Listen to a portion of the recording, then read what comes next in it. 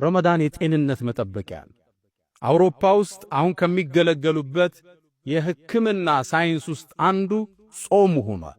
the fasting hospital የሚባሉ የጾም ሆስፒታሎች አውሮፓ ውስጥ የሕክምና መሳሪያ ሆነው አገልግሎት ላይ ብለዋል። ረመዳን አመጋገባችን አስተካክለ ዓመት ውስጥ የከተትነውን ነገር ትንሽ ምናስተካክልበት፣ ቀን ላይ ዙሁር 7 ሰዓት ሲርብህ ረሃብ ሲቆላ እየታጠብክ እንደሆነ እያሰብክ አኼራ ጥቅም አለ። ጉፊረ ለሁ ተብሏል። ለይለቱል ቀድር አለ። ጤንነትንም አላህ ብሮ ይሰጣል።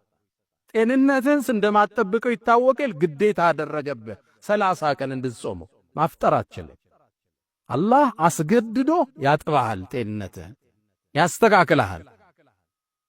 እስልምና ውብ ዲን ነው። አልሐምዱሊላህ ላ ኒዕመተል ኢስላም።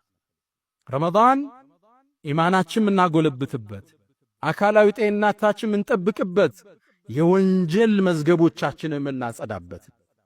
ብዙ ለምግብ አንቸኩል፣ ለመብላት አናብዛ። የሆነ ነገር ቀመስነ ተራዊ እንዳይከብደን መለስ፣ ሌሊትም እንደነገሩ ይሄ ወሬ ያልፋል። አላህ በቃል ገልጾታል። አያመን ማዕዱዳት ቆጥሬ ነግሬያችኋለሁ፣ ትንሽ ቀናቶች ነው ይላል።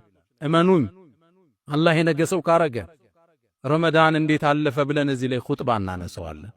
ቀናቶቹ ቶሎ ይነግዳሉ። ሕያጅ ናቸው። ተጠቅመንበት እንውጣ። አካልን ብዙ ለመመገብ 11 ወር ለፍተናል። አሁን ደግሞ ለሩህ ቦታ እንስጥ። ለቁርአን ፍቅር፣ ለተሐጁድ ፍቅር፣ ለጾም ፍቅር።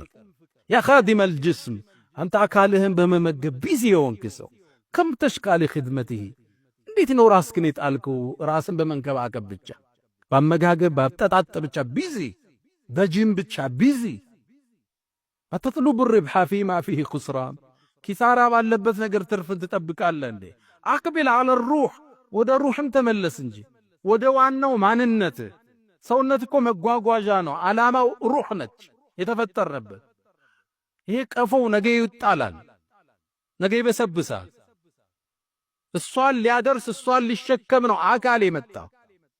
ልክ እንደ ልብስ ውሰደው እንደምታወልቀው ነገ አካልን ታወልቀዋለህ። ሩህን ወደ አላህ የምትከደው ኢላ መን አተላህ ቢቀልብን ሰሊም። እሷን ማጽዳት ነው ትልቁ ተልእኮ። አቅቢል አለ ሩህ ወስተክሚል ፈዳኢላ። ቀልብህን አጽዳው፣ ወደ እሷ ተመለስ። ፈኢነከ ብሩህ ላ ብልጅስም ኢንሳን። አንተ እኮ ሰው የተባልከው ወለቀድ ከረምና በኒ አደም የተባልከው በሩህ ነው እንጂ በአካልህ አይደለም። ወደ ቀልባችን እንመለስ።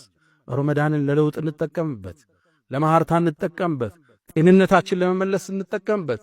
ሌሎችን እንርዳ፣ በይቅርታ እንገናኘው። አላህ ጾማችንን ይቀበለን።